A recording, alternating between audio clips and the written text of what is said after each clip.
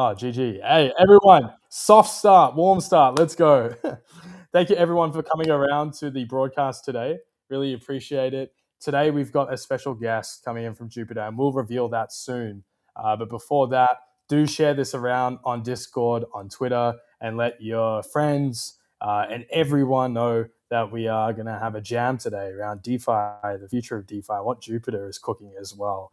As we all know, Jupiter is one of the biggest DeFi protocols out there. So very interesting to see the ecosystem scaling up in their vision for 2026. So everyone, tell us in the comments where you're from. Share it with everyone. Drop it in the Discord. Hello to the Surgence fam and the Creator fam as well. Let's get Kash up on the stage and introduce him. Hello. What's up, buddy? How you doing? Oh, buddy. I'm good. It's next door neighbors, just on the other side of town. So for those that don't know, we're both in Dubai. So nice time zone alignment there. Kash, for people who don't know you, what is your background, man? How did you end up at Jupiter? Tell us. Yeah, well, first, thanks so much for having me. It's a pleasure to be here. My background is not in tech. It's not even like in business. Like in college, however many years ago, I studied postmodern political philosophy. So very much at the time, like an ideas kind of guy, more interested in that. But it was actually because of that degree and this kind of study of power dynamics and how people organize and so on that got me into crypto back in 2016 or so. It was a long and tumultuous road, especially, the P&L was pretty tumultuous, I will say. I went full-time crypto in 2021, I think. Okay. I was part of the founding team of something called Super Team, and kind of helped onboard builders and talent to the Solana ecosystem for many years. And then just in January of last year, joined Jupiter as the cat herder in chief. I love that so much. Firstly, I definitely see the alignment between what you studied and crypto being that kind of like anti-system, anti-fiat narrative, and you're probably leaning into that. And secondly, cat herder. So I've seen you all over the timeline before. I've seen this cat herder kind of label that you apply yourself as well. And there's a lot of cat thematics going on at the Jupiter ecosystem. What is the story behind the cat herd in that title, and what you do at Jupiter? Yeah, I'm a man of many made-up titles. So back at Super Team, my title was Sherpa. Now it's Cat Herder, and I think that Cat Herder is the most descriptive thing that you could kind of ask for over at Jupiter, right? Like Jupiter, everyone that works there is cats. Everyone that's in the community, we call them cadettes and all this other kind of stuff. And a lot of my job is just to kind of help make sure that things work, right? It's like we're still, despite being a very large protocol and doing more than $1 trillion in volume last year, like we are still a high growth startup, and so fundamentally, anyone in the leadership team is doing a bunch of stuff. So I work on operations on the non-technical side, obviously. I also do a bunch of product work, like leading Jupiter Lend, strategy, BD, partnerships, content, community. Just a little grab bag of everything. But I will say, actually, a underrated piece of advice that I once got was that you want to stay off the org chart in organizations, and that having too narrow of a title puts you in a bit of a box, right? And then you'll try to help somewhere else in the organization, and they'll be like, "Oh no, you can't do that. You're whatever VP of social media or something like that." So I do recommend to people, it's you don't always get this choice, but if you have the choice, make up a title, stay off the org chart. It's going to give you a lot more flexibility to be high impact. It's almost like you're this kind of mercenary, this like this shadowed figure that goes around the company and solves problems for different people. I like that a lot. I haven't heard that advice before, but it's something to keep in mind. Because it sounds like you wear a total bunch of hats. And just by default, people working in Web3 and operating wear so many different hats. Coming from Super Team as well, I guess you'd have exposure to a lot of DeFi teams back then. And I guess you guys ran a lot of incubation programs, right? Or some sort of hackathons. And then you've got Jupiter now, which is one of the biggest protocols out there. The biggest. Yeah. And that I guess, like when you landed that and you're working with the team there as a role cat herder, that's a big flex. What does your day in your life look like as a cat herder then? Oh, it's mostly Slack huddles and Zoom calls, I would say. I was just like doing a count. I think yesterday I had 15 meetings over the course of the day. So it's just like lots and lots of calls, lots and lots of talking to people, a lot of coordination and that kind of stuff. I unfortunately don't get any time to like read or write like I used to. But you know, Jupiter's got I think 12 or 13 revenue generating products now. It's like 120ish people, maybe a little bit more now. So there's like plenty of work to be done. And so I just kind of try to go to wherever the highest leverage place I can make an impact is. And that's the cool thing about Jupiter generally, I will say, is we also don't have an org chart at Jupiter. So that's the true of like anyone that works at will tell you the same thing. It's you know, exhilarating and exhausting and a little bit Yeah. chaotic, and you just kind of like you're racing to solve high impact problems. That's the whole job. Yeah. Amazing. And you know, the cycles and the past cycles, a lot of things have changed. How people approach DeFi, what people think the future of DeFi is going to be, and so on. When you changed Jupiter, and over the last year and the cycles, what has changed internally that maybe us users and communities don't see often? Uh, Within Jupiter itself, I think there's a bunch of stuff that has changed in the organizational design, I would say. Like a company that is going from 0 to 1 looks pretty different than a company that's going from like 1 to 10, which again looks very different from a company going from 10 to 100.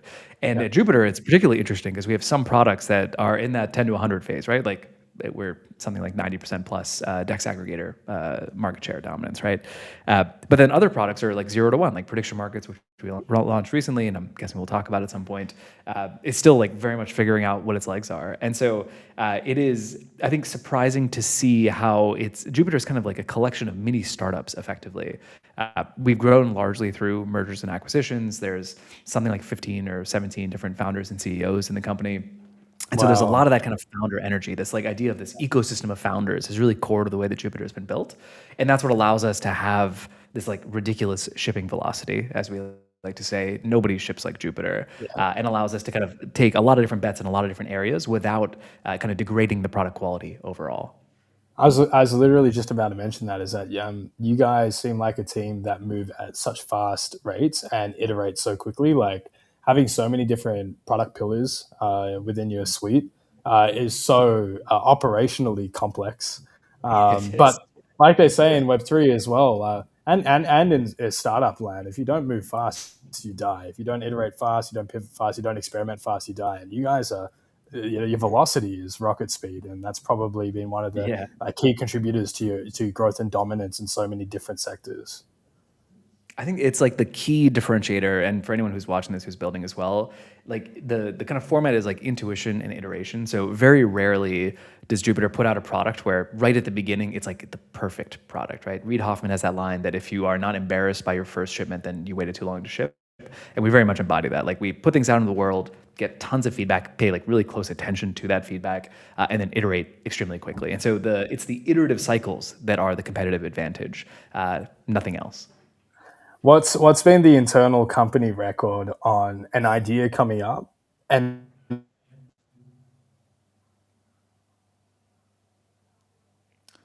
Either I'm frozen or Ruthie's frozen. Chat, who's frozen? Let me know in the chat. Am I frozen right now? Okay, cool. Should I just vamp because we're sitting right?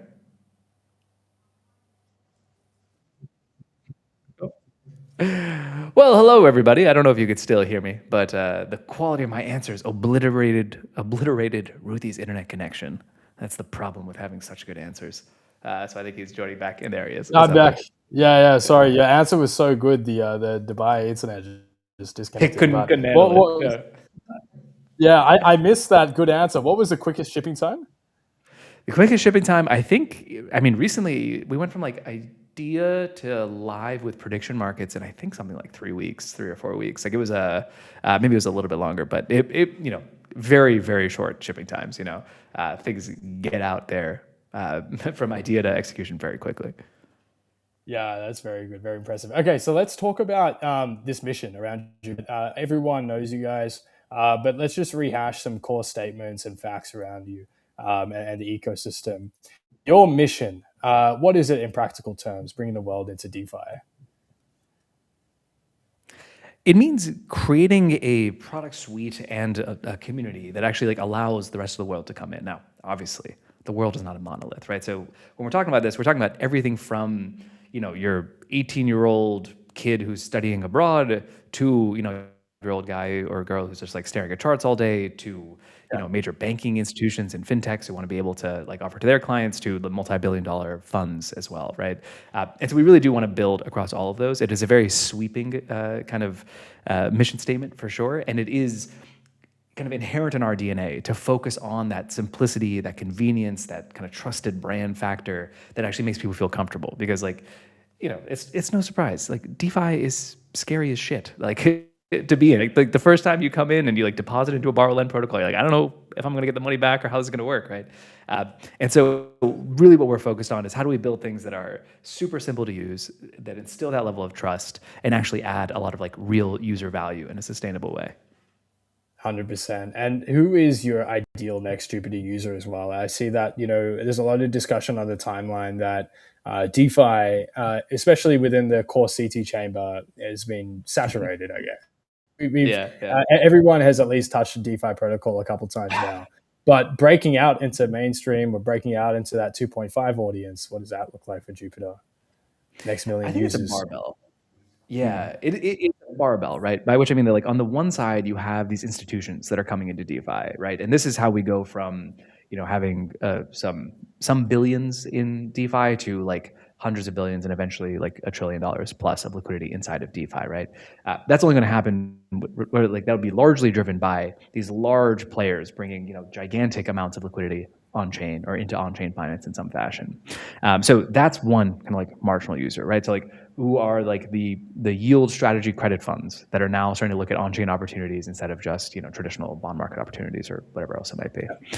And then on the other side of the barbell, you have people that could give a fuck about DeFi at all, right? They just want to do financial stuff, right? So those are the users like using crypto without even necessarily knowing that it's crypto. That I think is a major user group. Like, I'll give a shout out to my brother. He's a very sharp guy. He's traded crypto tokens in the past. He works at OpenAI and stuff. But he's not like crypto Twitter, right? He's not like digging around in DeFi protocols. So the question is, how do we build products that he would actually want to use and that he feels comfortable recommending to his friends, because they don't feel, kind of like grossly crypto. It's just like, oh, here's a cool benefits first approach on how it goes. Not necessarily the ideology of decentralization or whatever, but hey, this thing is going to give you something that you can't get anywhere else. That's 100%. Like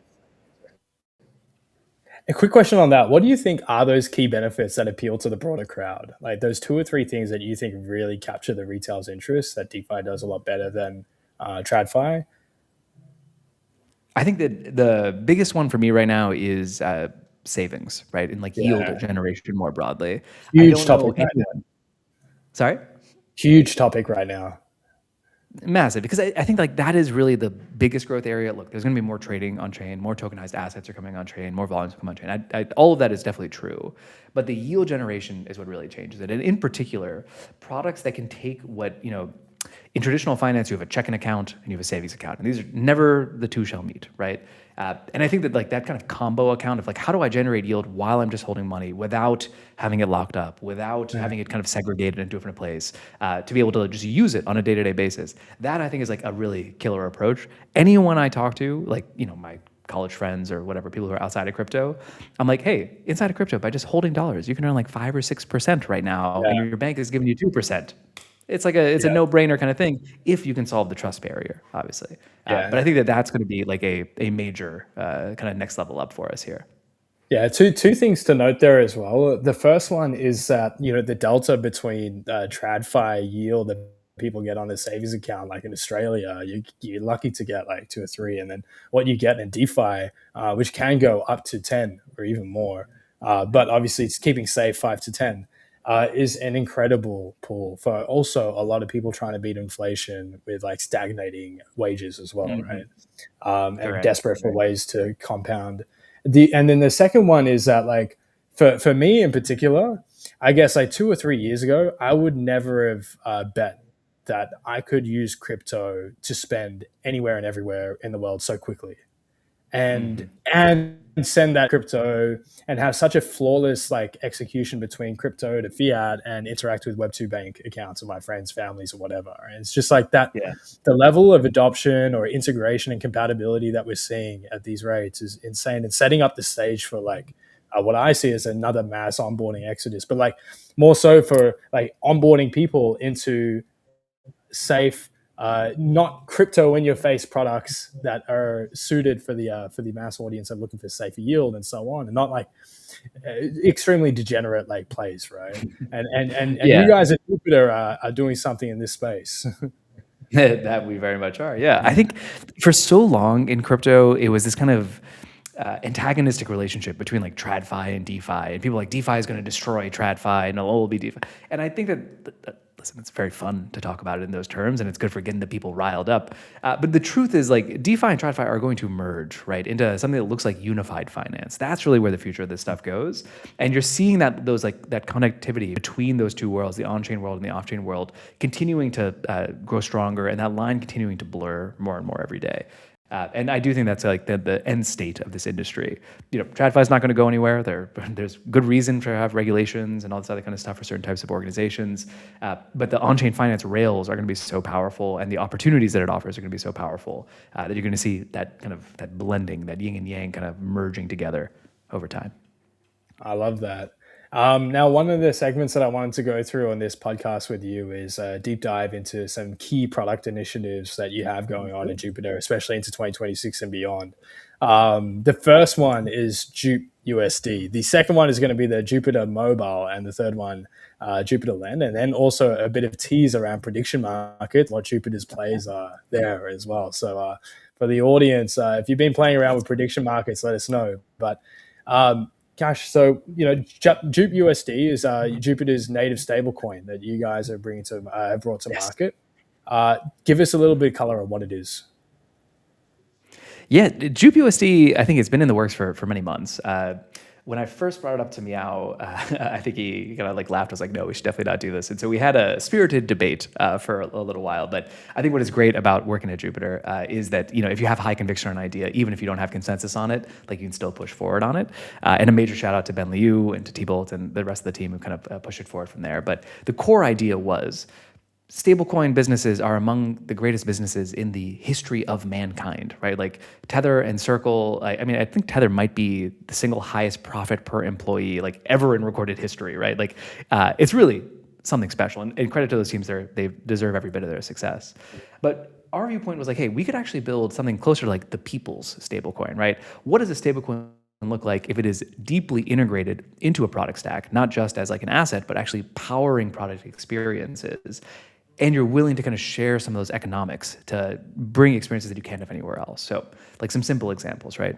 jup.ag is backed by USDDB. We launched it in partnership with Athena. And underlying basically is treasury bills is the way to think about it. Those are throwing off yield of 3.5% right now. The idea is that with jup.ag, while jup.ag, the stablecoin itself is not yield bearing, we can share those underlying economics as a project with users. So while, hopefully people who are watching this are using Jupiter's limit orders and DCAs to trade rather than just like market aping every time they see an opportunity, right? You want a dollar cost average into positions over time so you get better price. This is like very standard trading advice. The problem is if you have that, or if you have a limit order that's just kind of like waiting to execute, that capital is not growing, right? It's kind of inefficient. Well, if you do that in jup.ag, we can share back that underlying yield to you so that you have some kind of like financial benefit while that's just sitting there. Same thing goes for prediction markets. You're predicting whether or not Gavin Newsom is going to be the next president. Well, now that capital is just locked up for the next 2 or 3 years unproductively. If you do that with jup.ag, again, we can share back those economics and start to make that a more kind of compelling experience where you're earning while you're waiting. And those are just like 2 or 3 small examples of ways in which that can kind of make the entire product experience better by using a native stablecoin. That's very exciting. I mean, the value prop there is very compelling. And I know so many people on my network, for example, that are literally just sitting on stable coins and not doing anything. Don't have it parked anywhere, don't have it yielding anywhere. They're just sitting on it just because of laziness and fear of just taking effort and testing out different protocols. So with jup.ag, like what kind of yield or rewards do you see taking place in 2026 if people are participating? Like any rates? This is like The very cool thing about JupUSD is that it can be integrated into our very comprehensive product stack. So Jupiter Lend is our borrow lend protocol. I know we'll talk about that in a second, but already today, you can take JupUSD and deposit it into Jupiter Lend.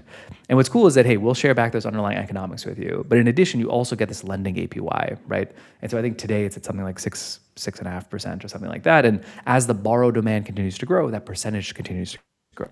And what's very cool about Jupiter Lend is you take that JupUSD, deposit it in, and you actually get a receipt token called JL JupUSD for Jupiter Lend JupUSD.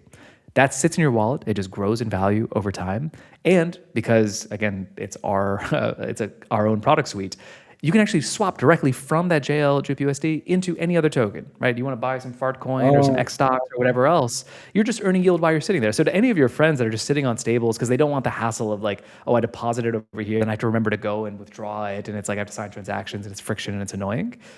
You don't have to worry about that with Jupiter, right? Because the Jupiter Lend integrated into routing, mints and redeems with no slippage, all that kind of good stuff, and you're able to just like earn that yield while you wait. That's interesting. It's like offering yield and flexibility as well, so that people can still participate with their capital and different primitives or Exactly right. systems that you have. Yeah. Yeah. I like Why that a would you lot. want it any other way, right? Like, why would you just sit on stables, or why would you go like deposit and have to go and withdraw and add all this extra friction in? Just like keep it in your wallet. You'll have it the entire time. It's great. I'm getting the feel of like an Apple ecosystem play here. It's just like a user comes into Jupiter, you get stuck to all the Jupiter products, and that threading everything together is JupUSD and so on. Yeah, I think that is going to be like one of the primary arteries of the entire kind of Jupiter product suite. I will say like that approach is like the Apple approach of the closed garden, obviously incredibly successful, obviously. Yeah. Much harder to do in DeFi, right? Because like DeFi by definition is like open source, it's permissionless, it's open, you want other people to integrate you. And so that's led to its own kind of like interesting challenges and stuff, but we're doing what we can in interesting ways. And let me just go ahead and shame OX Cove in the chat here. I am said guy sitting on stables and being lazy. Don't be lazy. Just use Jupiter. Don't be lazy, man. I'm also lazy and need to sit down this weekend and use Jupiter. The other thing as well, like you said, DeFi by default is open. But one thing that I do love about this is that the experience and flows between maybe tokens and product suites become so seamless that by default people are like, I don't want to experience the friction of having to go out of the Jupiter ecosystem and just experiment with other apps. I mean, these guys are shipping multiple products a year as their ideas come to life and new metas come in and new primitives. I'll just stick here with the cat herd and just cook. Yeah, I think for so long DeFi was kind of characterized by these point solutions, right? Like you go one place to trade, you go one place to earn yield, you go one place for leverage, Exactly. you go one place for portfolio, right? And it's like that's not scalable, right? Like no normal user has like 8 different websites up, right? I think it's very much like our approach is very much like Amazon, right? They start with books, you get to know them for books, and then they start to expand everything until the point where anything you want to buy, to just go to Amazon. Similarly, like anything you want to do on chain, you should just use Jupiter to do it. And that trust and that habit and that brand reputation compounds really significantly over time. 100%. And I think by default, a lot of people expect from like a financial user experience point of view, or like a personal finance and investment user experience point of view is things should be unified all in one place. And they don't want to have to fear and forget about their different parts of their portfolios everywhere. They just want one place where they can manage, invest, allocate, track, spend, whatever it is. That's right. And I think we see the market leaning towards that heavily now in ways that ecosystems are designing themselves, and how Jupiter is going as well. And that takes me to the next part, which is like Jupiter Mobile too. Oh yeah. Described as DeFi in your pocket, and it was one of the things that we were teasing about before. What is Jupiter Mobile? Let's introduce that one. Jupiter Mobile is by leaps and bounds. I'm going to go on record here, Ruthie. By leaps and bounds, the best mobile experience you're going to get for on-chain finance by far. Not only is it faster than any other wallet, and not only are the fees up to 10x cheaper than any other wallet, it's also got all the features and the products built directly within it to make it super easy. So you can earn yield on your stablecoins with one tap, go to prediction markets, use perps in the very near future, and some other bells and whistles. You see your entire DeFi portfolio right along all your token holdings, so you can actually see your net worth. Scarlet knows. Scarlet's very smart. It syncs directly with our extension wallet as well. Listen, I could extol the virtues of Jupiter Mobile all day and night, but I do feel like very confident in saying if you try it, you will not go back. I'm going to download that then, because I've just been using the Jupiter web app browser extension. I haven't actually taken the step into the mobile experience yet. So Let that's me blow your something. mind actually then. With Yeah. my literal favorite feature of Jupiter Mobile, and Aaron and the rest of the team, they've built many great features, but like it's something called Jupiter Sync. So what you can do is you scan a QR code for your extension wallet, and it'll send all of those wallets directly into your mobile app without you having to import or do anything else. It takes like literally a second, and then you can do that vice versa as well. So you get a new laptop, scan the QR code, you go from mobile, all your wallets show up right there instantly. So it's really easy for those two things to work in tandem. Wow. I'm just I'm actually on the App Store right now, looking through all the features. Very Crazy. dope, very exciting. Yeah, I mean, crazy, amazing ratings as well and reviews, and the UX looks so good. Yeah, Yeah, people people love absolutely love it. Yeah, it's built like a real cult following. I mean, it's not a cult; it's a very large cult. Let's say a large religious following, basically. it.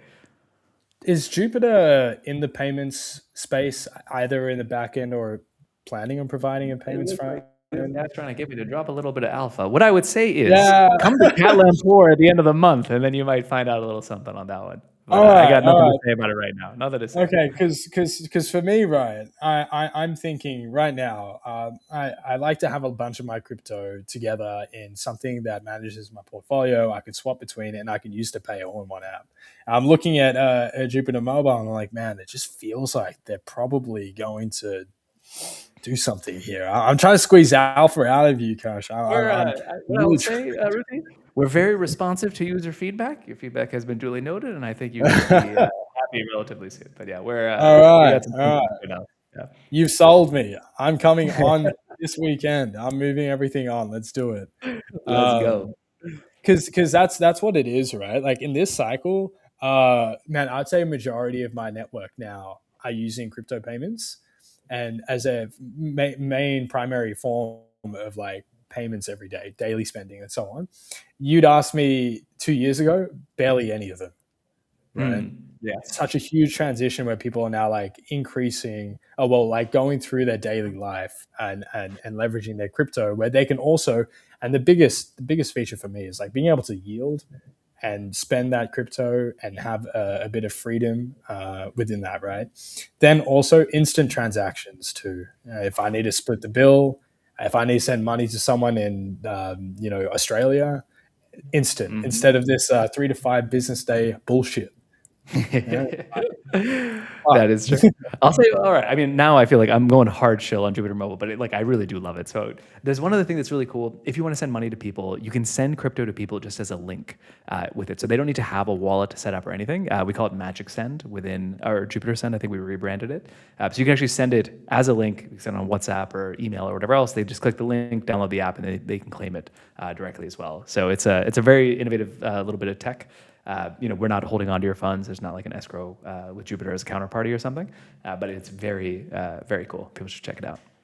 All right, I'm gonna look into that as well. As you've been building your mobile experience in Jupiter Mobile, why has it been such a priority for your roadmap this year and beyond? We really believe in this idea of the world, onto crypto. I think a lot of people say that, but they don't really do anything about it. And obviously, the vast majority of even web users globally are mobile first. So if we can't be effective in mobile, it's going to be very hard to reach the kind of people that we want to reach and to kind of bring them on chain. Uh, but even further than that, our philosophy is really to be everything everywhere all at once, right? We, of course, have the desktop app. We have the mobile app. We got the Chrome extension. We have the APIs. Any surface that you might be interacting with finance, we need to be there as Jupiter, right? And so it's mission critical from our perspective. We have to be where the users are, and we want to make sure that you can use Jupiter anywhere you are and get the same kind of like high quality experience that you're used to getting. I like that. I believe my belief as well is that once someone in the space nails that full end to end online banking experience, it's crypto really behind the scenes. and the onboarding from fiat and so on. It's only a matter of time and network effects for that app to just proliferate, even in the Web2 crowd that's never touched crypto once. Um, Hmm. like given that I've got for myself, right? I made both of my parents who've never touched crypto to download an application called re.pay, like for example, to receive payments, and then they can top up and just contribute and give some pocket money, right?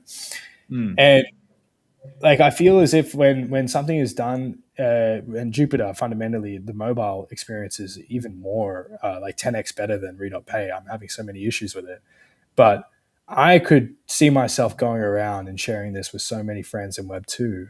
As one, a means of just taking it, like showing care and thought and being like, man, you could double your earnings with this. Come on, get on there. Hmm.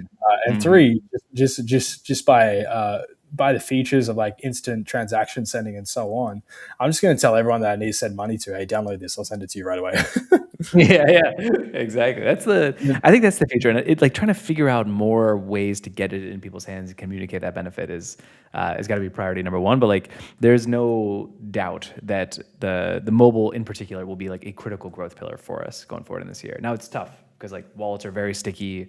Obviously, there's many other great teams in Solana, Phantom and Mm. Soulflare, and these guys like have been doing it for a long time, and so there's a bit of a head start. But we're hoping that people, again, once you try it, you start to see the real benefits of it. So it's the only wallet that I use now personally, and I would say that even if I didn't work at Jupiter.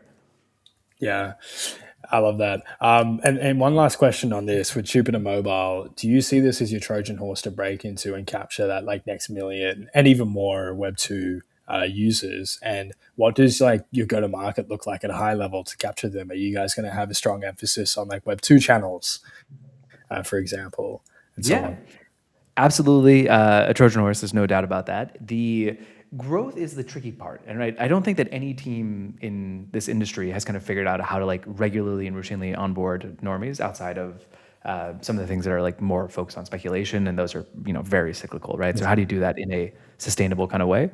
So we're experimenting with a few things. Some are like traditional, like hey, let's just try paid ads, see if that works. A lot of it is content based. Some of it's like IRL meetups around the world in these different markets. How do you contextualize it for them? So I would say we have not yet cracked the growth formula. We're past, I think, 1.1 million downloads or something like that of the wallets, but there's still like an easy 10x that we need to get to. So that is, again, key priority for the year. And the growth team, Pedro, Mara, Lenny, all these people are doing an awesome job on making that happen. I'm so excited, man. This growth journey for Jupiter Mobile is going to be huge.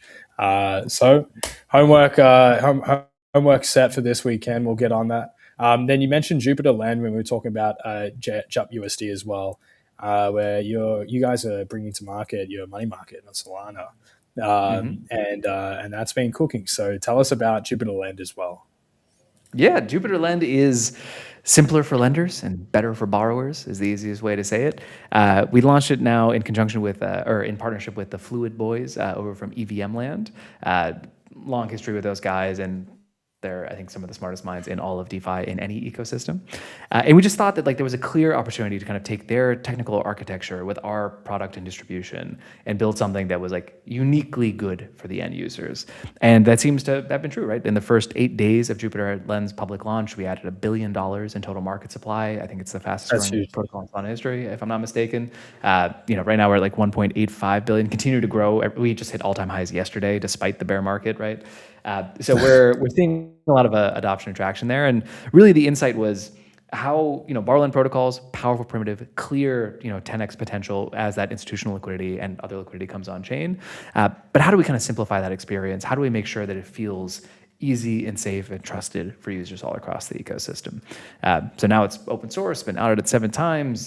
Just the sheer number of users on it is ridiculous compared to any other instance of a borrow lend market, and it's only going to get better from here. This is the worst it's ever going to Yeah. be. What do you think fundamentally separates your money market from all the other money markets in the space? Because there's so many, right? Mhm. And like besides your distribution and like the loyalty that you have built with your user base as well, what other benefits does your money market provide over others? So on the lending side, it's all about simplicity, right? You just go, you deposit your stable coins or whatever other assets, and it'll automatically find the highest APY. In many other money markets, there's different markets. There's like a main market, isolated markets, et cetera, and rates differ. And so if you want to get the best rates, you kind of have to constantly move it, and you have different kind of trust assumptions that you have to underwrite and so on. It's just a little bit more complicated. For us, you just deposit it and you'll get the best APYs. And you'll get that token back into your wallet, which again, as I mentioned earlier, is like yield bearing and just like, it just feels nice and natural and like the normal way that it should work. And then on the borrowing side, and make no mistake, borrowers are what kind of drive these borrow lend markets. That's the constrained side of the marketplace. There, we've had a number of innovations thanks to Fluid's architecture that allow it to be better for borrowers. Chief among them is the liquidation engine. It is just like an immense technical feat that those guys have put together, and very proud to have that inside of Jupiter Lend as well. The simplest way I can put it is that most borrow lend protocols, they'll, if there are liquidations, which kind of control the risk on the platform, they liquidate position by position, right? But that's kind of like if you were you want to get rid of all your hair, like tweezing each individual hair, right? It's like each individual positions.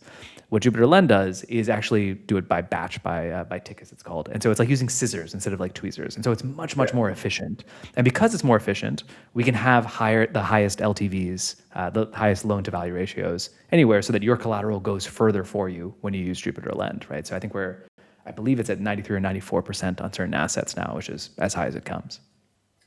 Amazing. Beautiful. I love that. And then I wanted to also touch on the role of prediction markets, Jupiter within the prediction markets as well. So as everyone knows, prediction markets have been such one of the narrative leaders over the past year too. And they will only continue to accelerate. People are so degenerate around the world, and they love taking bets on anything and everything they can. All right. And so you guys have identified an opportunity here, a bit of alpha. So talk to us about your movement into prediction markets too. Yeah, I think that prediction markets are a phenomenally interesting new asset class. Is how we go about them, right? And it's an asset class with incredibly broad, interest, right? Much like assholes, everyone has opinions and everyone likes to make money, right? So it's like there's like instant like product market fit in that sense, right? And so our role, right now we're partnering with Kash, so shout out to the Kash guys. Nice. We have hundreds of markets online for people to trade anywhere in the world. As long as you have an internet connection, you can trade on those markets. What we're really excited about, though, are the new kind of interface paradigms that can come together with this. Right now, most prediction markets look pretty similar. It's like a lot of boxes on a screen, and you kind of click into one and read about it and whatever, and that's perfectly fine. But I think where we're going to be able to innovate, going back to that idea of simplicity and user convenience and building things that for mass market, not just for power users, we have some very fun ideas on ways to make it more social and to make it more engaging and interesting. And I think that's where the real growth is going to come from. So we've been live with it for a few months, not too long. I think it's still in beta. It's literally improving every day, but it's the new interaction paradigms that I think I'm most excited about personally.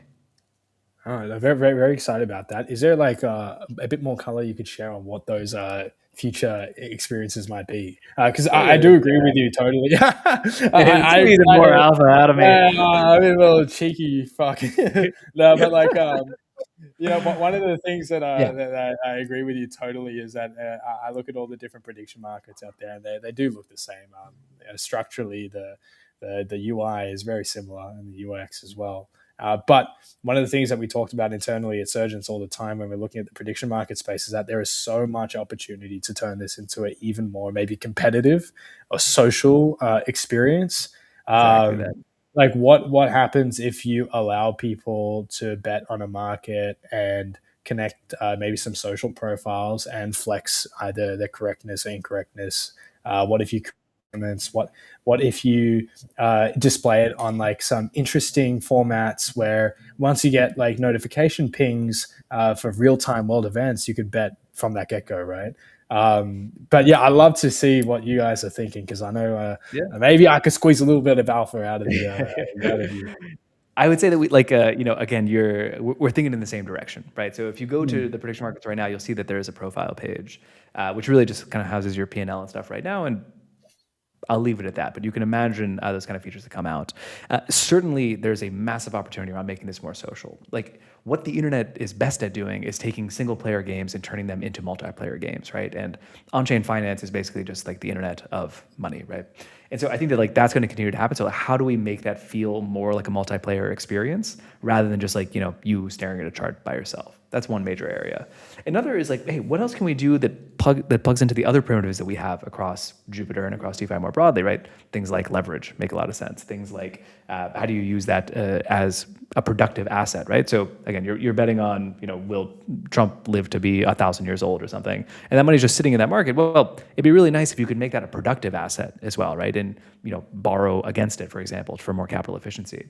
Those are the types of things that we're looking at. I will say that people can come to Catlampore at the end of the month and get the alpha for themselves as we actually announce it, because we're not but 2.5 weeks away from giving some more of the specifics on that side. All right, everyone in the comments, definitely go around at the end of the month. It's like 2 or 3 things that you've now teased to us that we can't squeeze out of you in this podcast for I got my growth team, Julian and Ricky and the rest of them will kill me if I give it all up right now. Man, Julian, that's a good name. That's a good name. My name is also Julian. Oh, Yeah, okay. yeah. Well, there you go. Yeah, Julian, we call Julian. him. Yeah, I get Juliano, Julius, all these different things. But no, that's really exciting. And I believe that like prediction markets in itself, especially with like such, I believe events are becoming more and more crazy and viral as the years go by. Like the events that are taking place around the world year by year is just increasing, and like I don't even know how to describe it. And so it just seems like prediction markets itself are going to become even more and more relevant as well. It's like an always on sort of product too, because I believe like prediction markets won't really go through the cycles that we often see with some sectors, because there's always events taking place all around the world, all around year, and people will be taking bets and creating like UGC around that and distributing that like crazy. It seems like such a good opportunity as well. I'd be interested to see how you integrate that within Jupiter Mobile as well. Exactly. Yeah. This is again where like our full surface strategy of like being on web and mobile and the extension wallet and the APIs really comes to the fore, and that, you know, it is a phenomenal retention tool, right? Like I do think that there's an opportunity for this to be one of our stickiest products, where we just send you a Yeah, push notification, be like, hey, you bet on the last 3 Steelers games. Maybe you want to do that again. Or like, hey, you clearly seem to be interested in US politics. Here's a new market for that. And so, or like, hey, you know, your best friend over here just bet on this thing, and you guys have connected in, you know, XYZ kind of ways. Maybe you want to get involved in this as well, and, you know, counter trade him because he's yeah. lost his last 12 bets or something, right? So there's all sorts of like, I think, unique opportunities that happen because fundamentally we own that end user relationship, right? We own that interface and aggregate all the users and all that trust there that allows us to like grow, I think, pretty quickly relative to others. Yeah, I think that's the one thing that I start to see around Jupiter Mobile as well. Is like for transparency, I was using stables as well as Re.pay on my phone. But the one thing that it lacks, and it clicked to me there, is that I can't just one click to different primitives to just utilize my capital better, right? But Mm. I think as I see with mobile, I solve one, the fear of not having my portfolio all in one place and just being able to Mm. check that in one go. But two, in just a couple of clicks, I can just like tap into multiple opportunities and primitives to make money or to utilize it, to yield, right? Um, so kudos to you guys. I'm very excited once again for Jupiter Mobile to flesh out further. I'm going to be downloading that as well this weekend. But we're coming towards the end of the podcast, so Kash, I wanted to ask you 3 questions before we Let's roll do it. All off. right. Okay. Cool. Let's run it. First things first. Make a prediction. What does Jupiter look like at the end of 2026?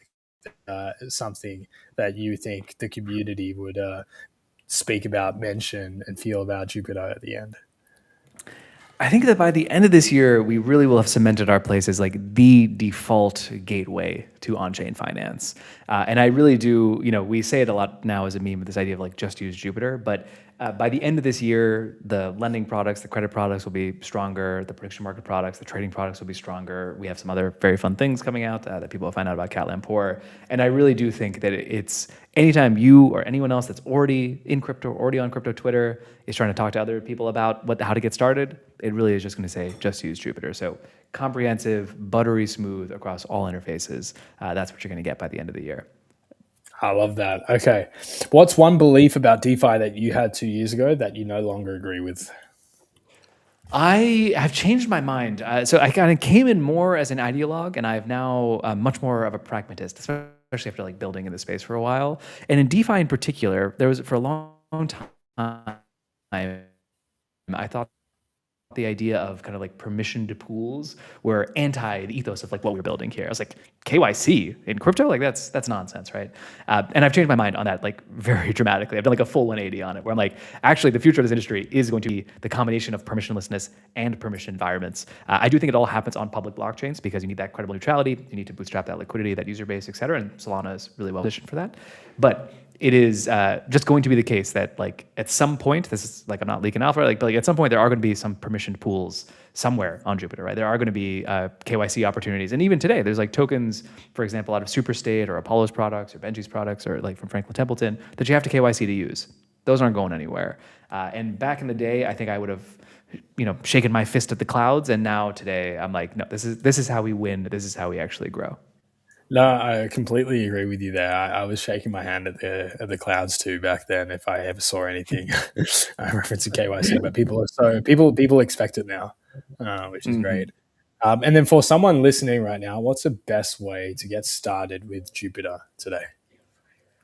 Download Jupiter Mobile, download the Jupiter extension wallet, but I've already talked about this, so I'll give another little tip. Use Jupiter Portfolio. That's the app right there. Jupiter Portfolio on the web. It's entirely free. You can use it with any wallet, although it's a little bit better with Jupiter Wallet, I will be honest.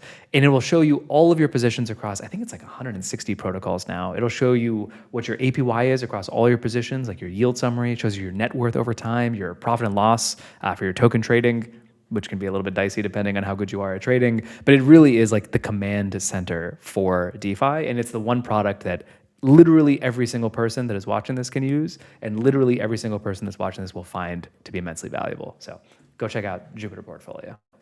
Let's do it. Okay. Thank you so much, Kash, for coming on to the podcast today. The community, the audience really appreciates it as well. And also thank you to the audience too. Final words before we wrap this up. I'm delighted to be here. It's great to see some of the homies like Martin and Scarlett and the rest of them there in the chat, and would love to come back anytime. It's been a lot of fun. Let's do it, man. Always welcome to come back. Appreciate it. And thank you everyone for coming around. This is the end of the Jupiter Surgence podcast. Let's thank go. you guys. See you, buddy.